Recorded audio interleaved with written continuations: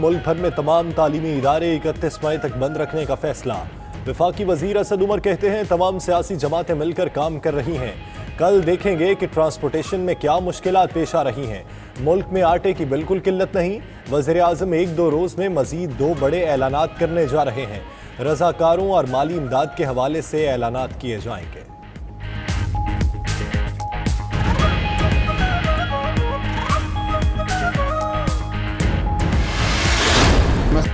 پاکستان میں مساجد کو بند نہیں کیا جائے گا، نماز پنجگانہ اور نماز جمعہ کے اجتماعات کو محدود رکھا جائے گا۔ وفاقی وزیر مذہبی امور نور الحق قادری کہتے ہیں خطیب، مؤذن، عملہ اور محدود تعداد میں صحت مند لوگ مساجد میں آئیں گے۔ 50 سال سے زائد عمر کے لوگ مساجد میں نہ آئیں، باقی لوگوں کو گھروں میں نماز پڑھنے کے لیے کہا جائے گا۔ علماء کرام نے حکومت کو اقدامات اٹھانے کا اختیار دیا ہے۔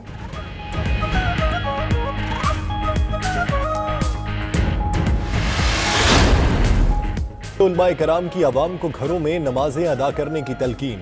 صدر مملکت کی زیر صدارت ویڈیو لنک کانفرنس کا اعلامیہ جاری۔ ادھر جامعۃ الازہر نے نماز جمعہ پر پابندی عائد کرنے کے حوالے سے باضابطہ فتویٰ جاری کر دیا۔ باجماعت اور جمعے کی نماز منسوخ کرنے کے اختیار حکومت کے سپرد۔ مفتی نعیم کہتے ہیں حکومت اگر مناسب سمجھے تو نماز جمعہ پر پابندی لگا سکتی ہے۔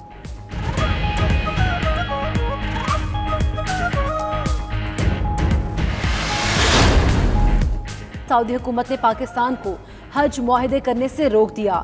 وزارت مذہبی امور کو مراسم میں کہا حج معاہدے نہ کریں، صورتحال بہتر ہوتے ہی آگاہ کر دیں گے۔ ادھر نور الحق قادری کہتے ہیں لیتولاد سے کام نہیں لے رہے، طریقہ کار کے مطابق چل رہے ہیں، علماء کے تعاون سے لائحہ عمل طے کریں گے۔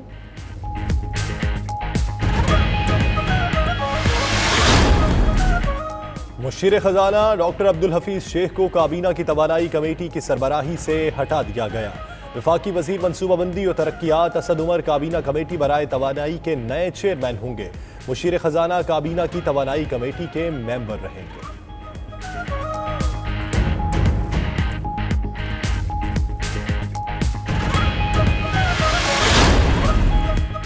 حکومت نے خام تیل اور پیٹرولیم مصنوعات کی درآمد پر پابندی لگا دی۔ وزارت توانائی نے تمام آئل کمپنیز کو ایڈوائزری جاری کر دی۔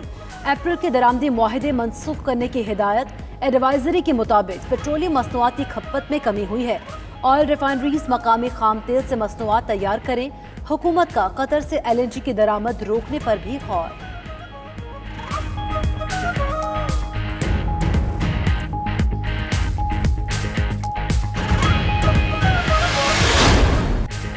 ڈالر کو پھر پر لگ گئے، ملکی تاریخ کی بلند ترین سطح پر پہنچ گیا۔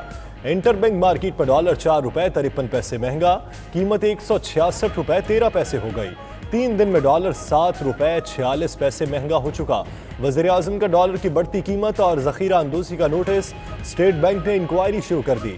ادھر سٹاک مارکیٹ میں آج مثبت رجحان رہا، انڈیکس 38 پوائنٹس اضافے سے 27,267 پر بند ہوا۔ چین کا طبی ماہرین پاکستان بھیجنے کا اعلان۔ چین کے سفارتی مشن نے امدادی ٹیم بھیجنے کی تصدیق کر دی۔ ویڈیو کانفرنس کے ذریعے اپنے تجربے سے آگاہ کیا۔ پاکستان کو مزید طبی سامان بھیجنے کی بھی تیاری کی جا رہی ہے۔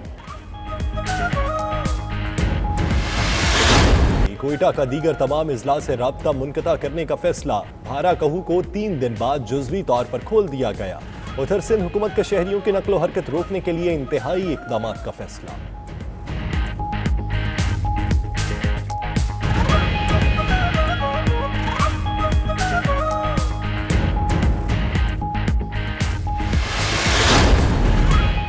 ملک بھر میں موٹر ویز پر ہر قسم کی مسافر گاڑیوں کا داخلہ بند۔ مال بردار اور تیل کی ترسیل کرنے والی گاڑیاں پابندی سے مستثنیٰ۔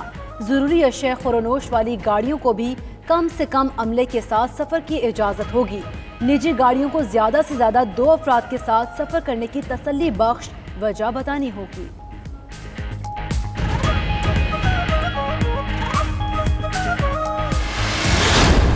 شہر پھل اور سبزی منڈیوں میں خرید و فروخت جاری رہی۔ منڈیوں میں حفاظتی اقدامات نہ ہونے کے برابر۔ उधर लाहौर में अजनास और अद्वियात की सप्लाई बंद होने का खदशा। टायर शॉप्स, वर्कशॉप्स, होटल्स ना खोलने करने पर 50% ड्राइवर्स ने गाड़ियां चलाने से माजरत कर ली।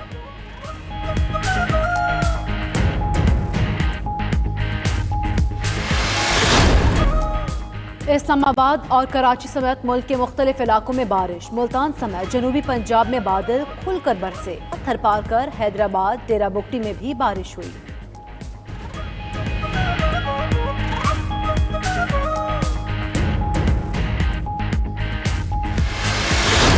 खिलाड़ियों की घरों में मसरूफियात। नसीम शाह ने पकौड़े तले, जुनेद खान ने बच्चों के बाल काटे, वहाब रियाज के चैलेंज पर अजहर अली ने 50 सेटअप्स लगाए। इमाम उल हक की फिटनेस ट्रेनिंग के वीडियो वायरल।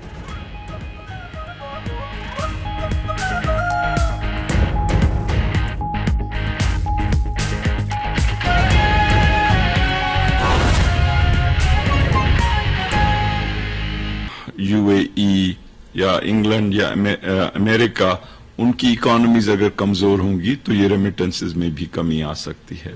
इसी तरह से हमारे अपने मुल्क के अंदर अगर इक्तसादी जो गहमा गहमी है और जो इक्तसादी एक्टिविटीज हैं वो कम होंगी तो लोगों की आमदनी में भी एक तरह से कमी आएगी और टैक्सेस वगैरह जो हैं वो भी कमजोर होंगे। तो अब सवाल ये है कि इस वक्त जबकि हमारे लोग एक दुश्वार सिचुएशन में हैं, किस अंदाज में हुकूमत जो है रिस्पांस दे।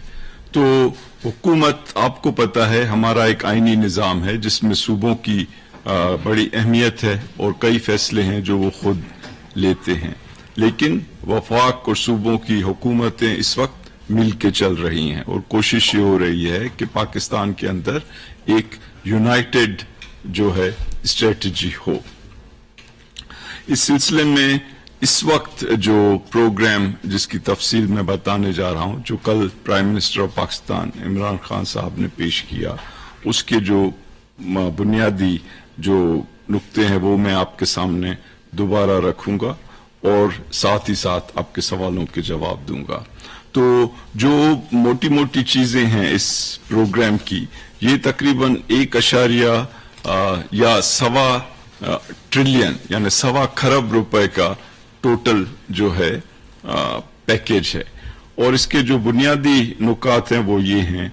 एक तो ये कि जो मजदूर इस मौके के ऊपर अपनी एम्प्लॉयमेंट जो है वो खो देंगे या जो एम्प्लॉयमेंट में कमी होगी उससे मुतासिर शुदा जो मजदूर होंगे बिजनेस, वो उसके लिए 200 अरब रुपए हम रख रहे हैं।